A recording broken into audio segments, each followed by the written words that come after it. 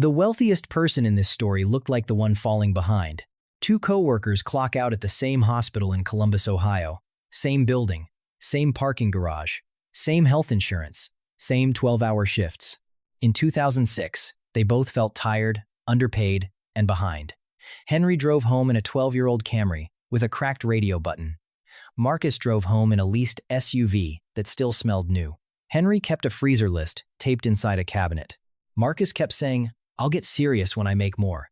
20 years later, nobody at work would have guessed the difference. Henry did not wear luxury brands. He did not talk about stocks.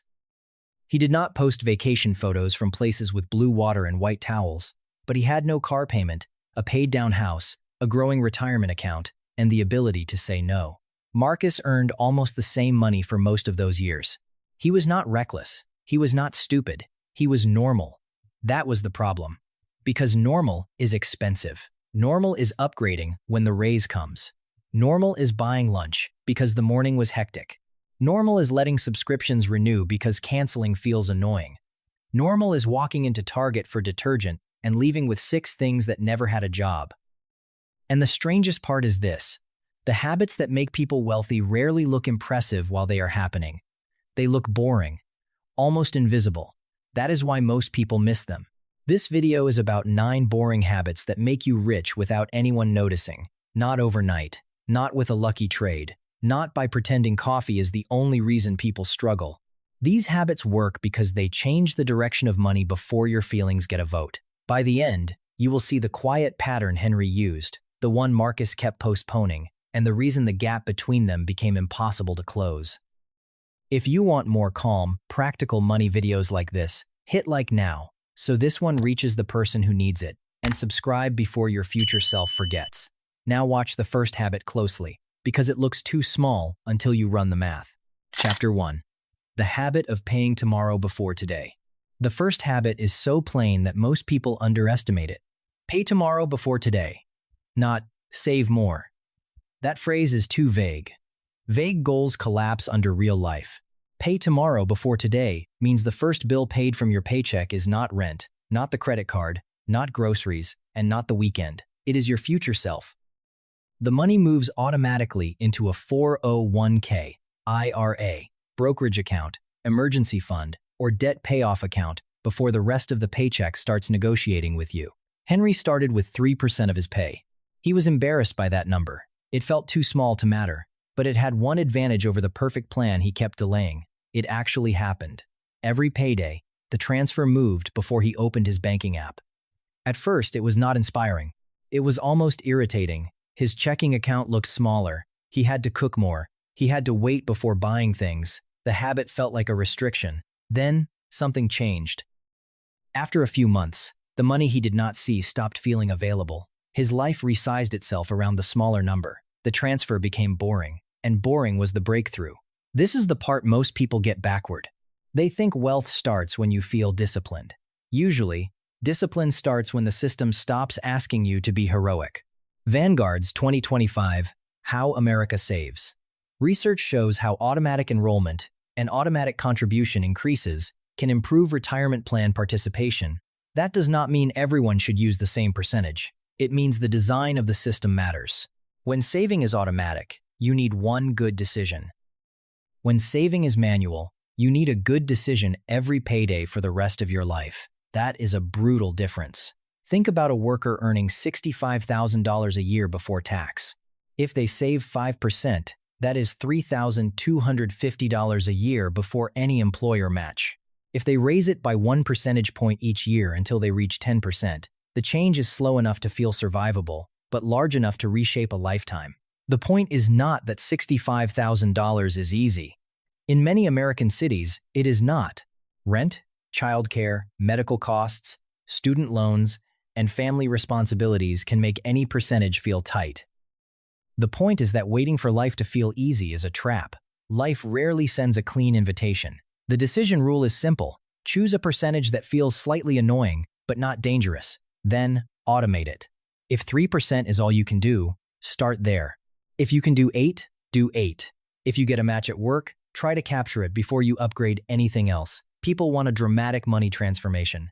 But the first transformation is often just this. The money leaves before your mood changes. That is how Henry began. Not with confidence, with a transfer he barely believed in. And once money started moving quietly in the right direction, the next habit protected it from the most socially accepted wealth leak in America. Chapter 2. The habit of letting cars become boring. A car can be transportation, or it can be a public announcement you make payments on. This is uncomfortable because cars are emotional. They carry status, comfort, safety, identity, and sometimes real necessity. In many parts of the United States, a car is not a luxury. It is how you get to work, pick up children, buy groceries, and keep your life from falling apart. But that is exactly why the car decision matters. Experian's automotive finance reports in recent years have put the average new vehicle loan payment in the neighborhood of $700 a month. The exact number changes by quarter, interest rates, and loan terms, but the lesson is stable. For many households, the driveway has become one of the biggest monthly claims on income. Henry learned this early by accident. His Camry was not a philosophy. It was what he could afford. But after he paid it off, he kept driving it. At first, that felt like falling behind. His coworkers upgraded. His neighbors upgraded. Marcus said, "You deserve something nicer." Maybe he did. But he also deserved margin. So he kept the car, and the old payment became a silent employee. Some months it went to his emergency fund. Some months it went to extra mortgage principal. Some months it simply prevented a credit card balance from forming after a medical bill or a broken appliance. This is the hidden power of a boring car. It does not just save money once. It creates monthly oxygen. Imagine two families. Family A keeps a reliable paid-off car for 5 more years. Family B replaces a car the moment the loan ends and takes on a monthly payment of $700. That is $8,400 a year before higher insurance, registration, interest, and the cost of financing depreciation. Over 5 years, the payment alone is $42,000. That does not mean every used car is wise or every new car is foolish. A dangerous car is not frugal. A car that constantly breaks and threatens your job is not frugal. The boring rich habit is not drive junk. It is separate transportation from performance. Here is the rule. Buy reliability, not applause. Keep the monthly cost low enough that the car helps your life instead of quietly owning it. The funny thing is, nobody notices when you do this right. A paid-off sedan does not create admiration. It just creates options, and options are where wealth starts to feel real. But the car is only one visible payment. The next habit attacks something smaller, softer, and much harder to defend against because it hides inside convenience. Chapter 3. The habit of eating on purpose. Most people do not overspend on food because they love food too much. They overspend because they decide too late. Dinner at 6:17 p.m. is not a financial decision. It is a fatigue decision. Lunch at work is not a budgeting decision. It is a morning decision you forgot to make. Groceries are not just groceries. They are hundreds of tiny predictions about the person you hope you will become this week. Henry did not become a gourmet meal planner. He made food boring. Sunday was inventory. Monday was beans and rice with something on top. Tuesday was pasta. Wednesday was chicken, vegetables, and leftovers. Thursday was breakfast for dinner. Friday was whatever needed to disappear before it became a science project. Saturday was flexible. It sounds almost comically unglamorous. That was the point. The United States Department of Agriculture's Economic Research Service has estimated that about 31% of food available at the retail and consumer levels went uneaten in the United States in 2010. Household waste is only part of that larger system, but anyone who has cleaned out a refrigerator knows the personal version of the problem. Food waste is not just a moral issue, it is an accounting issue.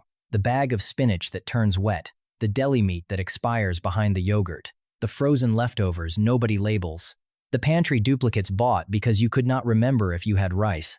Henry treated his kitchen like inventory. Not obsessively, practically. He kept a freezer list. He used one shelf for food that had to be eaten first.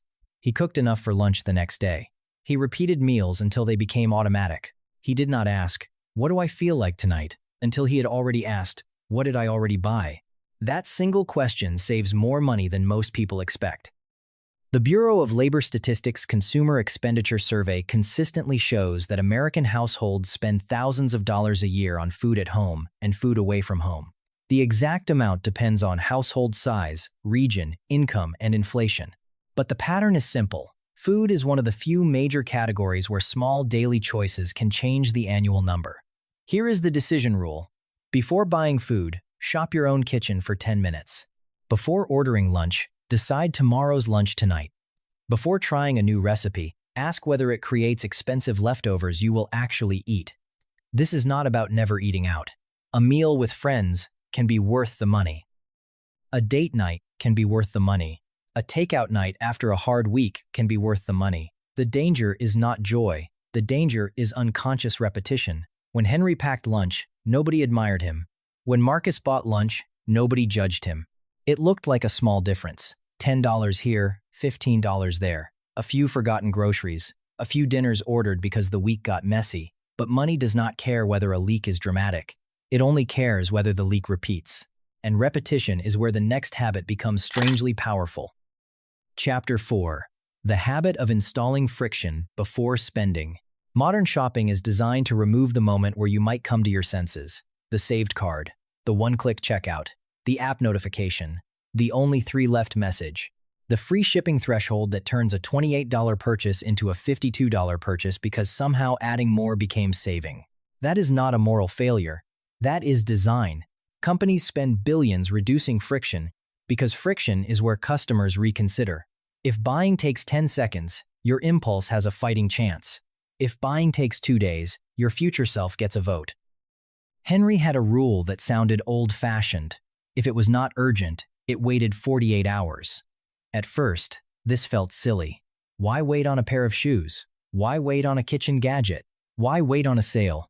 Because the sale will not pay your credit card bill. He deleted shopping apps from his phone. He removed saved cards from websites.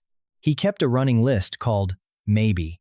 If he still wanted the item after 2 days, and it had a job in his life, he could buy it. Most items died on the list. That is the quiet magic of friction.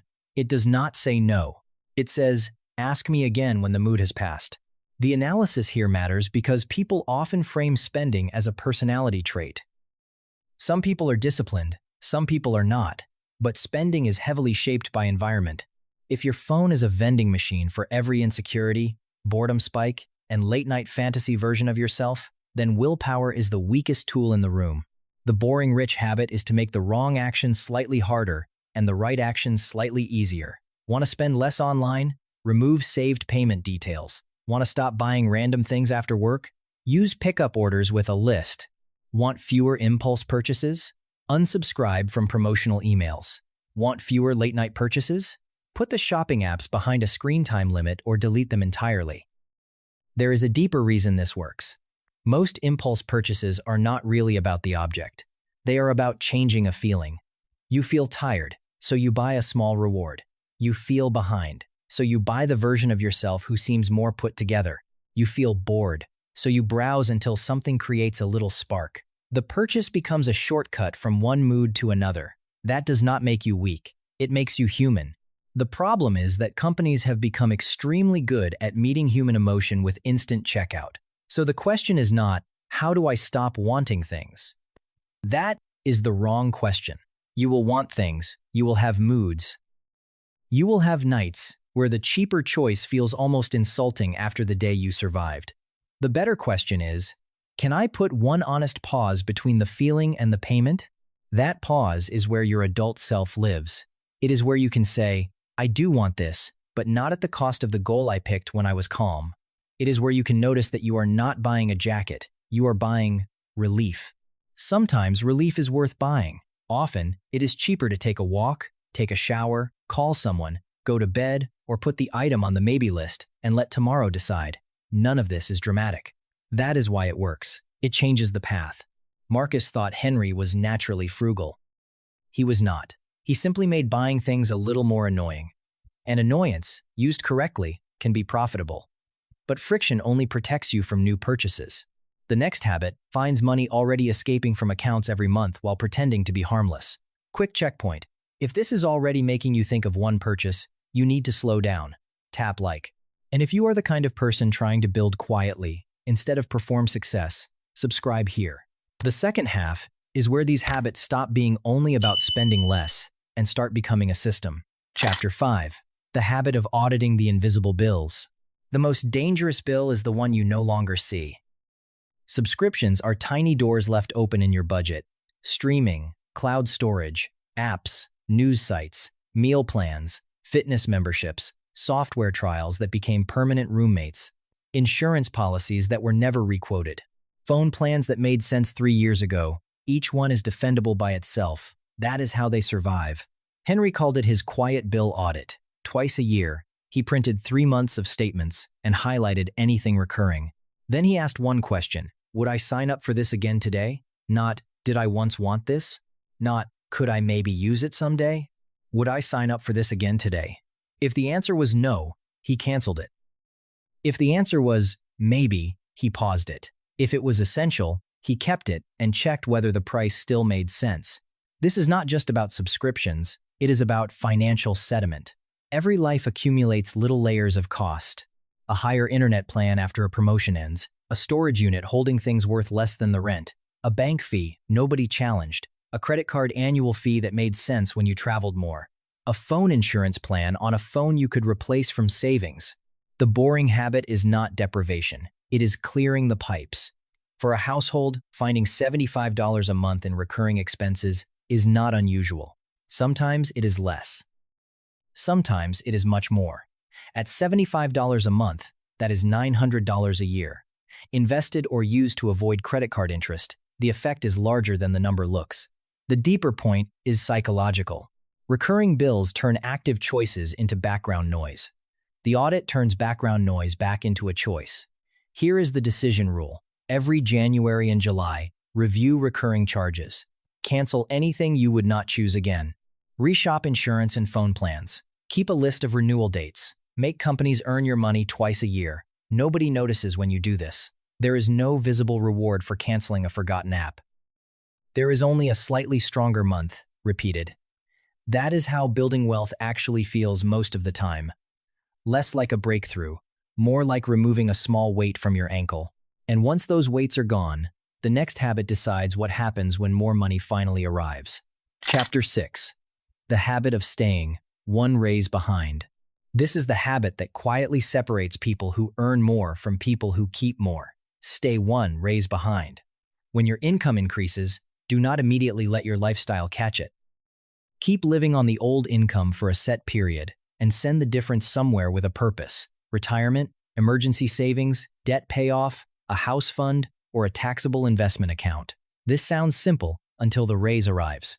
Because a raise does not feel like math. It feels like permission. Permission to replace the couch. Permission to move to the nicer apartment. Permission to lease the better car. Permission to stop packing lunch. Permission to become the person you imagined you would be when money got easier. Henry felt that too. When he got promoted to charge nurse, he wanted to upgrade everything. His scrubs, his car, the tired kitchen, the vacation he had postponed for years. He did upgrade one thing, his savings rate. For 12 months, he kept the old life and automated most of the raise, not forever. Just long enough to turn higher income into higher net worth before higher expenses could swallow it. This habit is powerful because lifestyle inflation rarely feels like inflation. It feels like catching up, and sometimes it is. If you have been skipping dental care, living in unsafe housing, or running on no childcare backup, some of the raise should improve your life. Money is not a scoreboard, it is a tool. But after the true pressure points are handled, every raise needs a rule before it needs a celebration. Try this. When a raise arrives, assign at least half of the after-tax increase to your future for 1 year. If you can assign more, do. If your life has urgent needs, assign less, but assign something before the new money becomes invisible. A $6,000 annual raise is not $6,000 of spendable cash after tax and deductions. Depending on filing status, state, benefits, and payroll taxes, the take-home increase may be much lower. That is why the habit should be based on after-tax cash flow, not the headline raise. If the raise adds about $300 a month to your checking account and you automate $150, you still improve your present life by $150 while your future gets stronger every month. That is the balance most people miss. You do not have to choose between enjoying life and building wealth. You have to decide the split before lifestyle decides for you. Marcus never did that. Every raise disappeared into a nicer version of the same stress. Better car, better restaurants, better phone, better vacation, same empty feeling when the credit card statement arrived. The income changed, the system did not. Henry's income changed, and the system captured the change. That is why two people can earn similar money and end up in different worlds. But saving from income is only half the game. The next habit protects the money you already built from the enemy that looks most responsible. Chapter 7. The habit of being patient with investments. Most investment mistakes do not begin with stupidity. They begin with the desire to do something. The market falls, and doing nothing feels irresponsible. A stock triples, and doing nothing feels cowardly. A friend brags about a coin, a rental, an option trade, an AI company, and doing nothing feels like being left behind. Henry's investment habit was almost aggressively boring. He used diversified funds in his retirement account. He increased contributions when he could. He did not check the balance every day. He did not treat headlines like instructions. He was not trying to look smart. He was trying to stay invested. This matters because long-term returns do not arrive smoothly. They arrive in clusters, collapses, recoveries, boring stretches, and sudden leaps that are obvious only after they happen. Missing a few strong periods can damage a lifetime result. Chasing performance can make you buy after excitement and sell after fear, which is the opposite of what every investor claims they will do. The Federal Reserve's 2022 survey of consumer finances shows a huge gap between families who own financial assets and families who do not, but it also shows something quieter. Retirement accounts and home equity are major parts of middle-class net worth. For many households, wealth is built less by clever trades than by repeated participation in assets that can compound over time. That does not mean investing is risk-free. It is not. Stocks fall, bonds can fall, real estate can fall, fees matter. Taxes matter. Time horizon matters. Money needed in the next year does not belong in the same place as money for retirement, decades away. The boring habit is matching the money to the mission. Emergency fund, stable and accessible. Short-term goal, safer, lower volatility options. Retirement money, diversified, low-cost, long-term investments that you can keep buying through ugly headlines. Here is the decision rule. If you cannot explain when you will need the money, you cannot choose the right investment for it. Time horizon comes before product. This is why Henry did not panic in downturns. Not because he was fearless, because the money in the market was not next month's rent. It had a job with a long deadline. Marcus invested differently. He waited until everyone was talking, bought what felt exciting, then pulled back when it hurt. Each decision made emotional sense in the moment. Together, they formed an expensive pattern. Wealth does not require you to predict the future.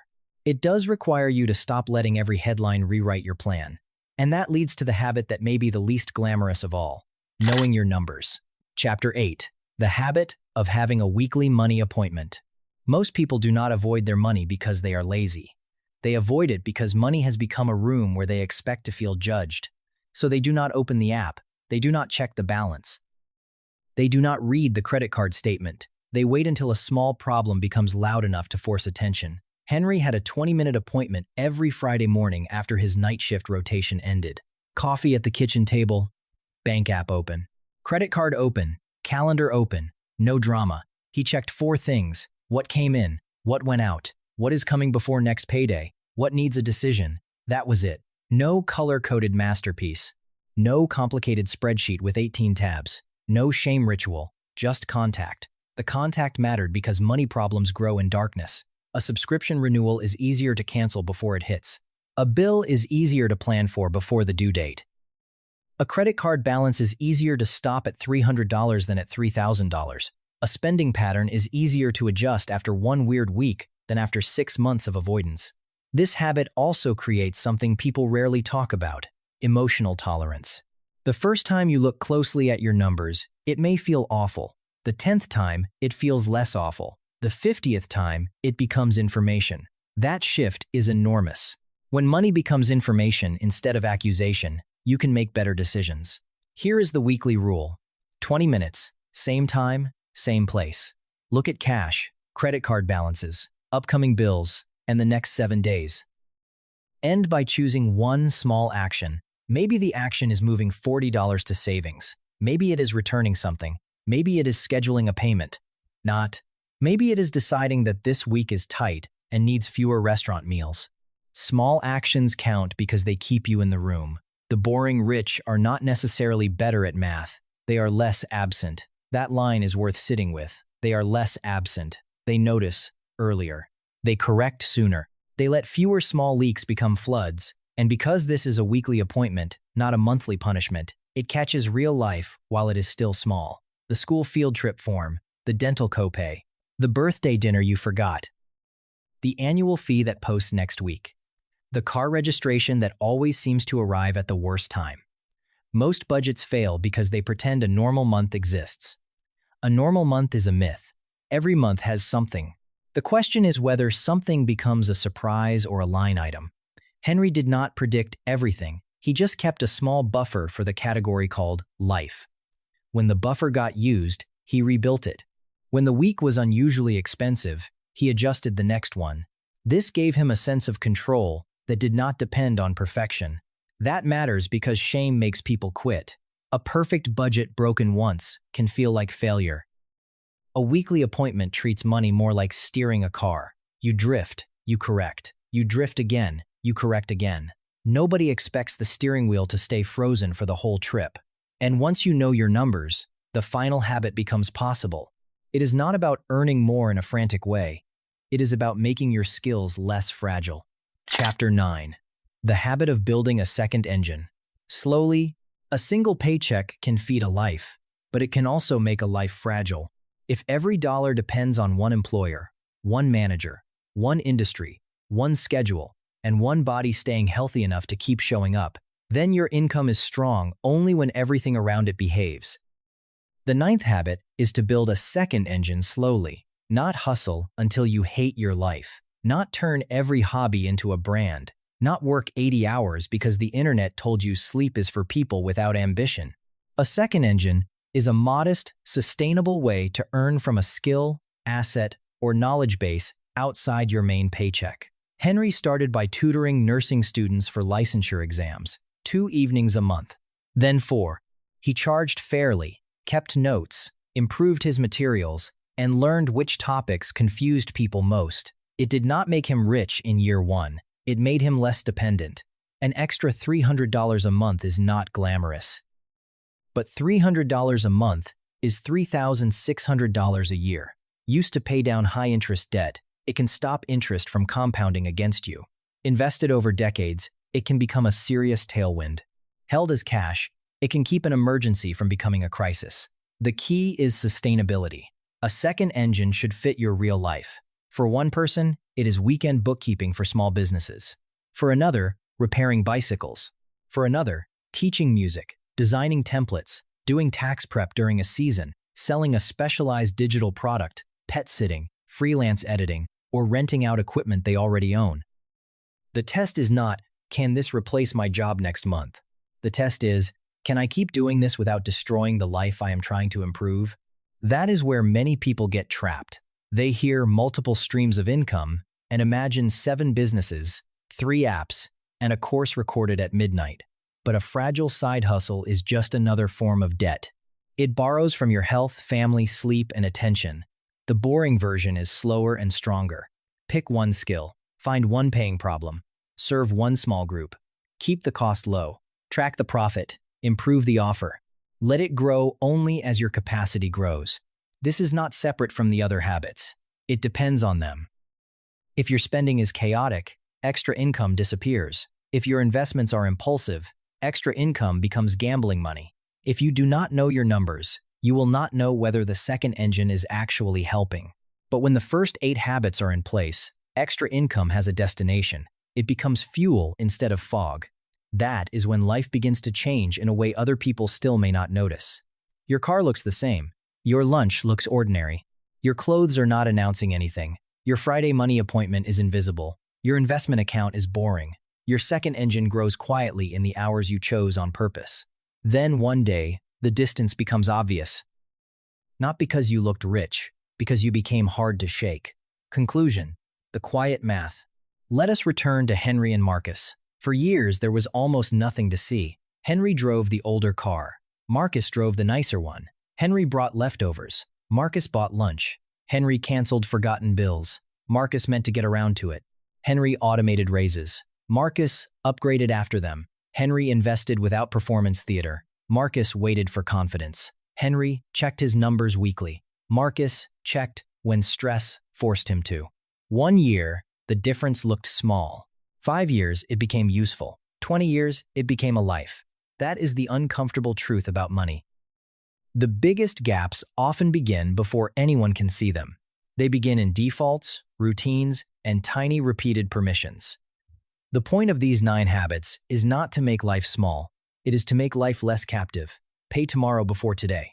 Let cars become transportation again. Eat on purpose. Install friction before spending. Audit invisible bills. Stay 1 raise behind. Be patient with investments. Keep a weekly money appointment. Build a second engine slowly. None of these habits will impress strangers. That is part of their beauty. They do not require applause to work. If one habit in this video made you uncomfortable, start there. Not because discomfort proves guilt, but because discomfort often points to the place where your system has been leaking. Comment with the habit you would choose for the next 30 days. Automate, drive boring, eat on purpose, add friction, audit bills, stay behind, invest patiently, weekly appointment, or second engine. And if this gave you a calmer way to think about money, subscribe. This channel is about the quiet patterns behind people who build wealth without needing everyone to notice. Because the richest habit is not looking rich. It is becoming free before anyone realizes what you are doing.